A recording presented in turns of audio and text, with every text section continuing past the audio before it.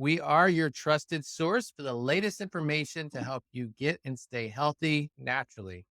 We're super excited that you're joining us, taking you on an adventure of a lifetime, your lifetime of great health.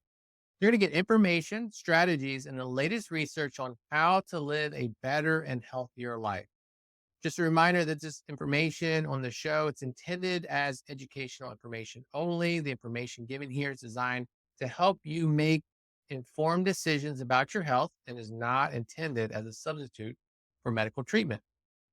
On today's episode, we're going to talk about all about chronic inflammatory response syndrome, CIRS.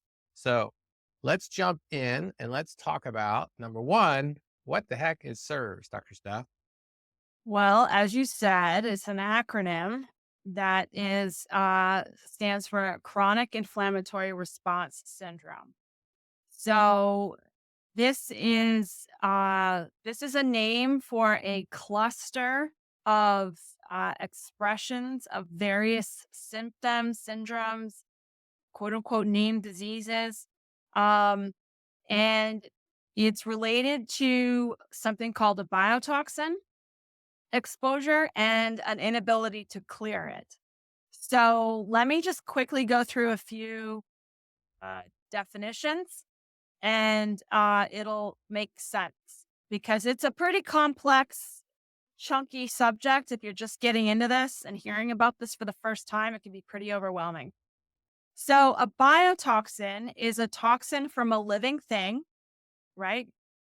So that could be, for example, in a water damaged building, mold is a living thing.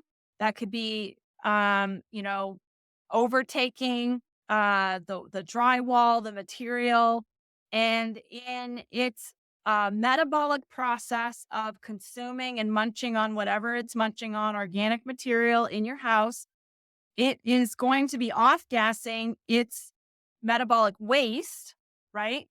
Into the atmosphere.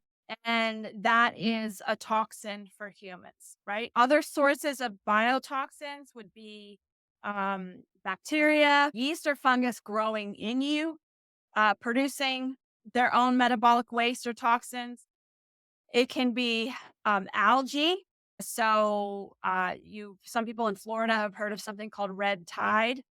That's an algae bloom that's extremely toxic to the marine life as well as humans. Or any freshwater pond that gets an algae overgrowth or bloom, the waste product off gassing from that is a biotoxin. And venom from insects, spiders, snakes, viruses are a biotoxin.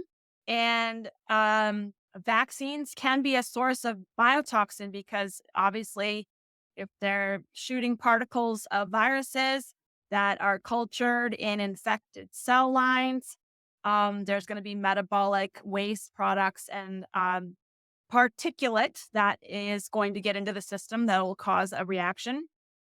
And parasites are a source of waste products, biotoxins, and of course, they are carriers to other things as well, bacteria, Lyme, things like that. Lyme is a bacteria, but it's a very, very common and potent source of toxin for the body. Some people, they get Botox injections. Botox is basically a biotoxin that causes paralysis, and it's from a certain type of bacteria. So there's lots of different sources of biotoxins. How they impact the body. So regardless of how you get a biotoxin into the body, whether you get bit or injected with it, whether you consume it, for example, moldy food or something that has mold or biotoxin in it, or whether you swim in a fresh lake or pond that has an algae bloom, so it gets in through the skin, whether you breathing it in, you work or live in a moldy environment and you're breathing in the biotoxin into that environment. So regardless of how they get in, all of these things have to go to the liver and get processed by the liver. And some of them are a lipid or fatty, oily based, protein based toxins. And those will get processed by the liver and made to get dumped into the bile. The bile is basically a bio sludge of toxins that the body has to get rid of. It's very, very toxic. And it gets ducted in the gallbladder, dumped in through the intestines, and you're supposed to poop it out. So eventually, regardless of how you get a toxin into the body, your body's designed to process it at the liver and eventually poop them out. Water-based toxins will go out through your urine and sweat. Well, in about a quarter, it could be even higher, quarter of the population, for whatever reason, they're genetically susceptible to not being good at clearing out and pooping out these toxins. And they seem to, instead, the bile gets dumped with the toxin in the small intestine. And as it's moving through the small intestine, it's almost treated like food, and it gets reabsorbed and reclaimed through the small intestine back to the liver, and then gets processed to get put out into distribution again. So what happens is that a person gets inflamed acutely, like they're now having to attack this biotoxin and try to clear it and attack it like a virus. It stimulates the same cascade of immune reactions that we would get with an acute viral attack. And now the person's in this state of being exposed chronically and chasing down chronically these toxins, these particles. And so what happens is it keeps a person acutely inflamed chronically. And the body does things, the immune system does things to like attack viruses, attack pathogens in the first 12 to 24 hours. There's a lot going on. There's a whole cascade of events of trying to kill stuff, remove stuff, quarantine the body, protect the vital organs and glands and all this stuff. And all of those things are fine to do in the first 12 to 24 hours. But a person with CIRS is being triggered to be almost like they're in this 12 to 24 hour, this acute phase of a viral attack all the time. Even if the person has been removed from the environment. So, for example, nobody should be in a moldy environment, right? But a person that does not have the susceptibility will leave the moldy environment, move to another job, get their house remediated, move to a different house, and eventually their body will clear and poop these toxins out, and everything is fine. A person with this condition, the CIRS, won't do that. They'll leave and they're still chronically, acutely inflamed because the toxins never really leave the body, and they get uptaken into tissues, especially tissues that are fatty and protein based, hormone receptors, brain tissue, nervous tissue. And it can cause a whole litany of different disease expressions. And it results in people being, diagnosed with a myriad of different conditions, put on a myriad of different medications, just getting sicker and sicker and sicker and sicker because the underlying issue pertaining to their genetic susceptibility is never really fully addressed. That was a long-winded, short-winded answer to what is CIRS. Well, those of you that are so some of you are listening, some of you can view this. So we do have for those of you that are viewing this, we have a blog on our website. So that's what's showing. That's what we're viewing right now. So just those of you that would like to kind of dive into this beyond what we're talking about here, we have this blog on our website. We have other resources on our website as well. So I just wanted to make you guys aware of what we're looking at for those of you that are viewing. So that's what CIRS is. So that's, some definitions. Dr. Steph did a great job of defining some of the key terms and terminology. I think the next thing, she went through how, so we have a lot of chronically sick patients coming into our office, and they have been diagnosed with fibromyalgia. They've been diagnosed with chronic fatigue. They've been diagnosed with a lot of different various conditions. Yeah. So let's talk about some of the symptoms that go hand in hand with chronic inflammatory response syndrome or biotoxin illness. Yeah. And, one of the several things we need to do to confirm that this person may or may not be suffering from CIRS, chronic Hmm. inflammatory response. Sometimes you just call it biotoxin illness. So there's various tests that we do. Obviously, we're going to check for genetic susceptibility. Do they have the gene? Um, but the symptom list that patients come in with, there's often a pattern to multiple different symptoms that they have. And it's not, um, the person generally needs to present with a majority of these symptoms, right? So there's a cluster, there's a chart that we use that has an algorithm, and it's sectioned off and lists, a whole bunch of different symptoms. There's 13 clusters of symptoms, and one really has to have 7 to 8 or more of these of a symptom in these cluster of these 13. So 7 to 8 out of 13 symptoms need to be confirmed or present for us to suspect that, and the genetic marker. And so there's a lot that goes into kind of making sure that this is what we're dealing with a person, because there's specific protocols to treating and helping the patient. So a lot of gut stuff. I don't know if it's possible to uh, put up the flow chart. There's a really good flow chart. I'll list generally real quickly what they are, but when you see the visual of why that these happen, but abdominal pain, diarrhea, constipation, like all the bowel stuff, right? So a person comes in and they might have ulcerative colitis or celiac disease or leaky gut or IBS, irritable bowel, or like whatever. They've got gut GERD, right? So gastric reflux, so upper GI, lower GI, all that kind of stuff. Numbness, so they may have like neuropathy, or maybe think they have neuropathy. They can have numbness anywhere in the body, not just fingers and toes. So we're often ruling out peripheral neuropathy, related to stuff. But if they've got neuropathy and it's not related to diabetes, or chemotherapy for cancer, and then this is kind of some of the things that we're working with. Or if they've been diagnosed with autoimmune idiopathic polyneuropathy, which basically means we don't know what's causing it, but your immune system's involved and your nerves are dying in your peripheral system. Okay, disorientation, tearing of the eyes, metallic taste in the mouth. This is also another symptom cluster. So if you have one of these, then that will count towards that cluster.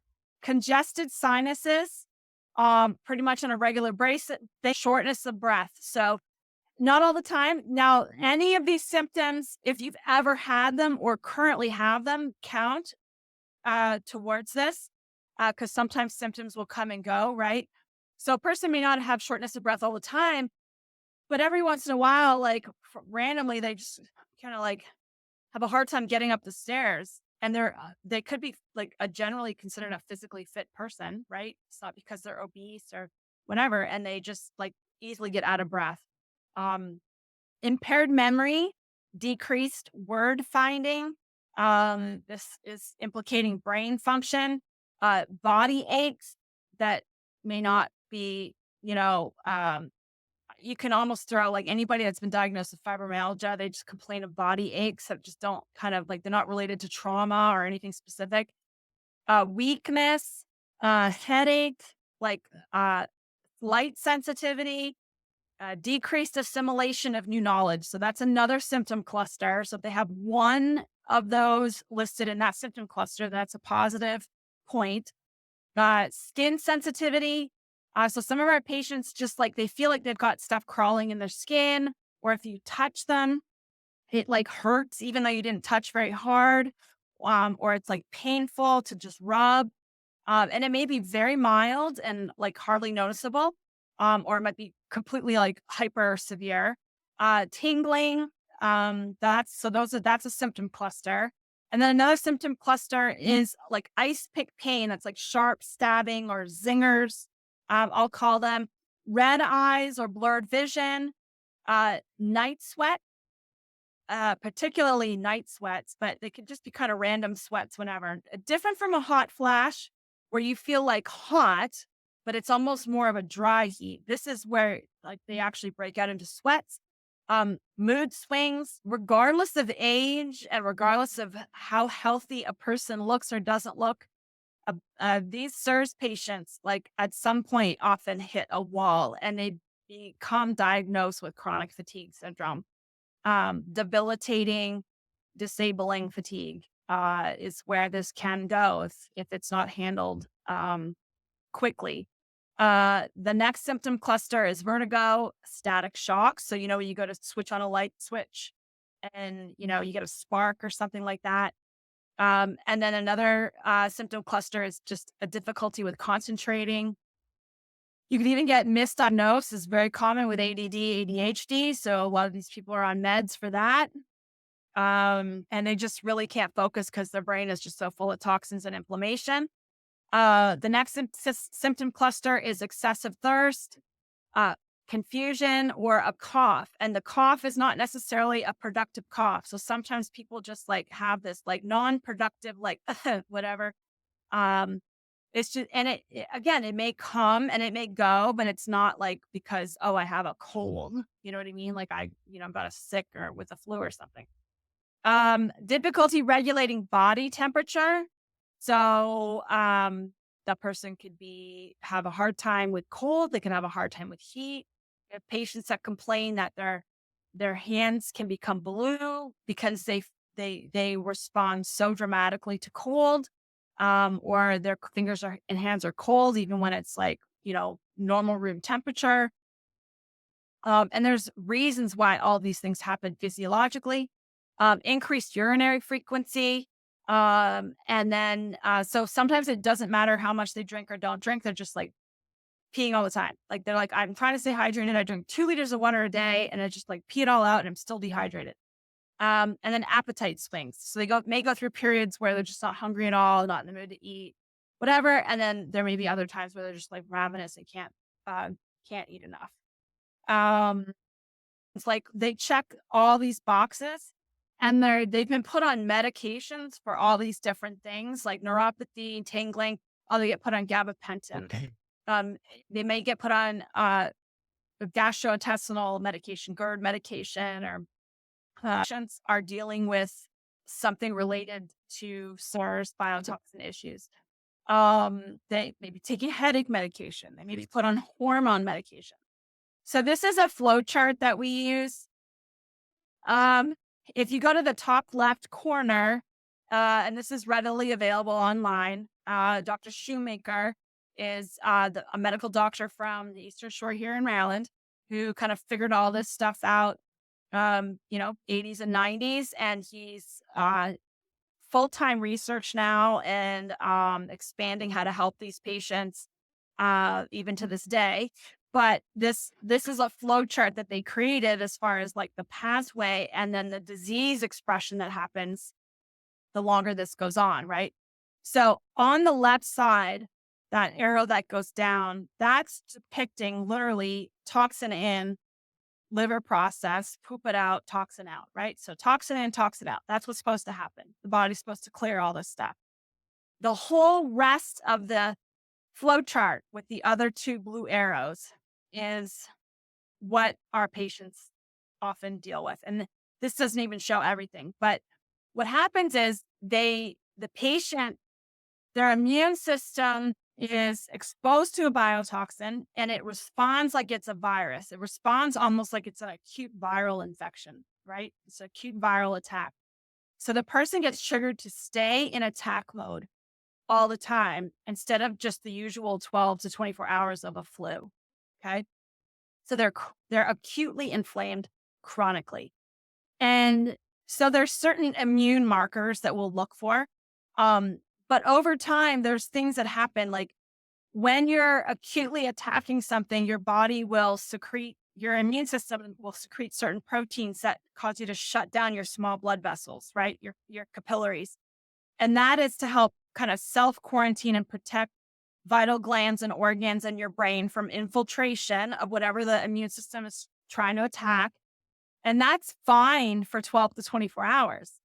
But if you shut down small blood vessels to major glands, organs, and systems all the time, chronically, you're going to cut off oxygen flow and nutrient flow and immune defense to a lot of these areas of the body. So eventually what can happen is it can become so extreme that a person has something called Raynaud's, where they just really hyper reflexively contract their capillaries and their fingers turn blue if it's cold outside.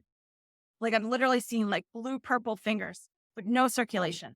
So that's one expression. Eventually there could be so much of this acute inflammation now the body is trying to heal from the damage of the acute inflammation and attack. And then you get fibrous buildup in all kinds of tissues, including your lungs, your brain, your nervous system, your muscles. So then the person gets diagnosed with fibromyalgia and they get put on Cymbalta, Lyrica, and pain meds for that. Any autoimmune disease, these biotoxins can infiltrate tissues all over the body, and then your immune system is trying to attack and go after these biotoxins like they're a virus. And the next thing you know, you're accidentally attacking your own tissue like collateral damage. And then you've got antibodies now to your own tissues. And then you have a myriad of potential autoimmune diseases related to this. So that's a thing that can happen.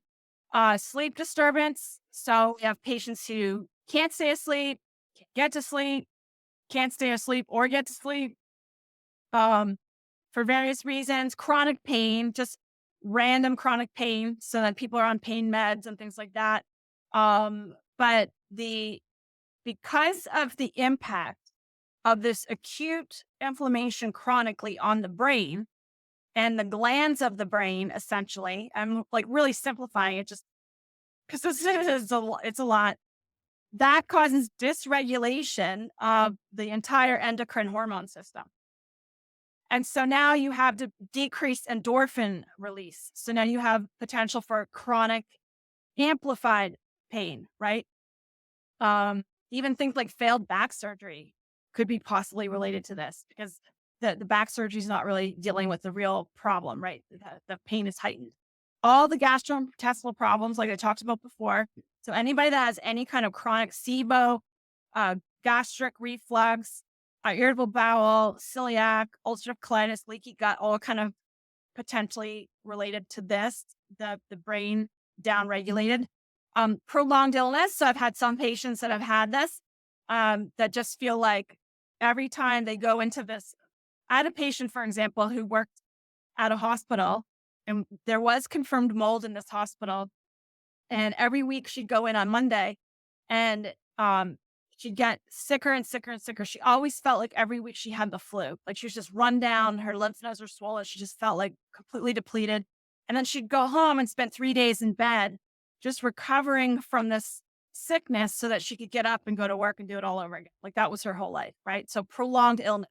Or you get sick and you just seem to take like 4 weeks to get over what everybody else takes a few days to get over, right? Because you have like no immune system. It's just completely overrun. A lot of hormone depletion, a lot of hormone imbalance. If you mess with your pituitary gland and your hypothalamus, you mess with the rest of the endocrine system. So estrogen, testosterone, progesterone, all that kind of downregulates. So now you got all the issues related to low hormones, cognitive impairment, low libido, depression, anxiety. So you imagine all the meds that people get on for that. And reduced ADH, which is called antidiuretic hormone. And this can actually lead to things like POTS, which is postural orthostatic tachycardia, hypertension.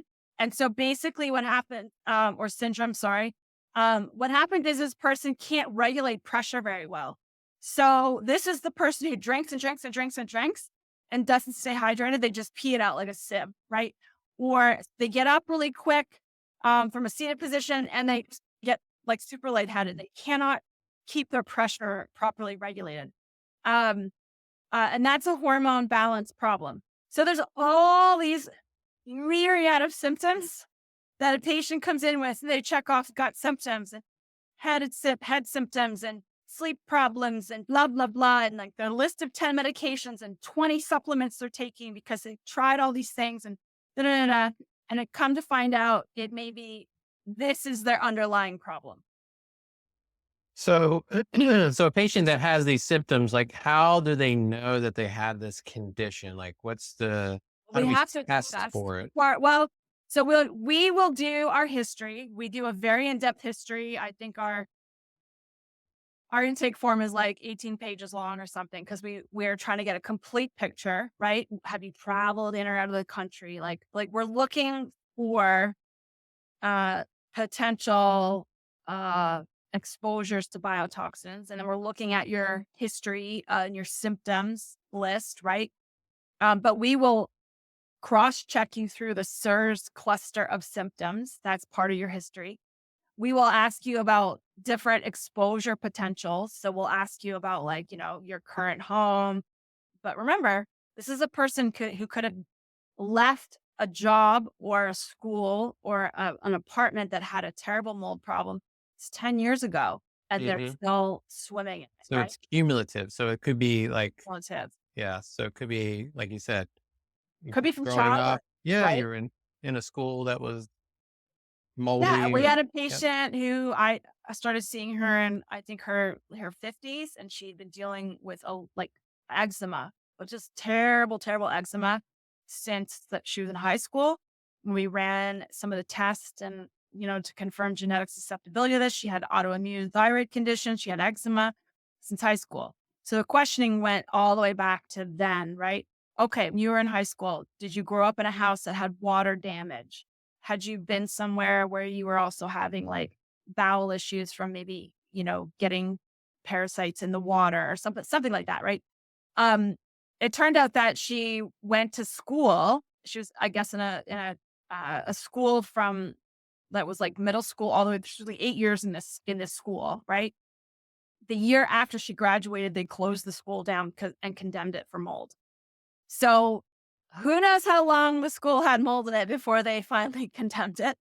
But so you live at school when you're that age. When you're going through Mhm. middle school all the way through high school, like your whole life is school practically next to being at home. And so this person, um, you know, was basically accumulating mold toxins and exposed to mold toxins, breathing all day, all day, all day, every day. And here we are, 40 years later, 30 years later, she's working in my office and she's likely still being affected by these same toxins from all the way back then, right? Right. Expressing as anxiety, depression, autoimmune thyroid condition, eczema, and lots of GI stuff, insomnia. The checklist. It's like who do you know that who do you not know that doesn't have these symptoms? Is pretty Right. much so many people. So she effectively doesn't have eczema anymore. Everything's under control with regards to that. We did a lot of the steps to test for that. So there is lab testing that we will do.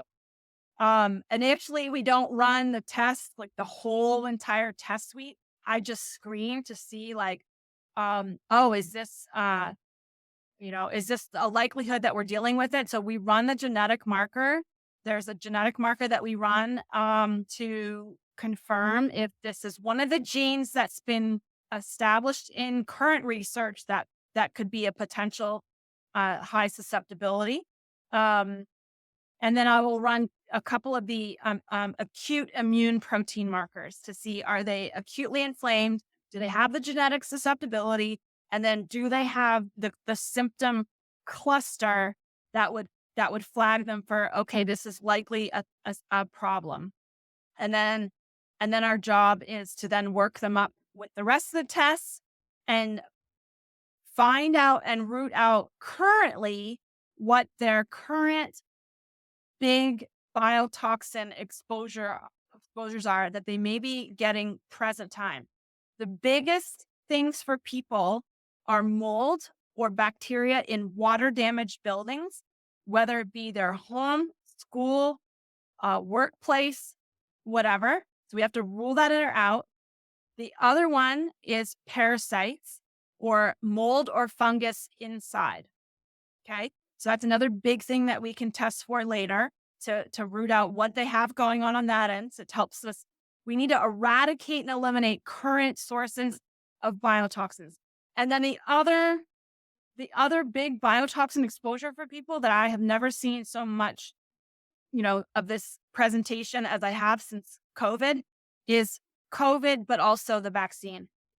Vaccines are a biotoxin, and there's a certain gene marker. When we run the genetic susceptibility for CIRS, there's a specific one that's been validated now in research to be expressly the reason to not get, for example, the Gardasil vaccine. It's a does not handle it, and they cannot eliminate these toxins. More likely to have autoimmune and CIRS expression with them. So the biggest three: vaccines, internal infection or overgrowth. So stuff that can happen in the body, dental infections, parasites, yeast, fungus, that kind of stuff. Lyme, is a big one. And then environmental exposure stuff, right? Like what is happening right now as far as that though, that goes. But first we do the genetic marker, Yeah. acute inflammation tests, and then we do the symptom cluster to just get an idea. Okay, is this potentially what we're dealing with? And then once we determine that they do have CIRS, we're going to briefly go through this. I think we could probably spend a whole We could spend 5 hours segment talking talking about about this. treatment, and we probably will in the future, but let's just do a summary of the treatment for CIRS, and we can kind of go down to this chart here. So this is a stepwise treatment protocol. This is the triangle here, Yeah.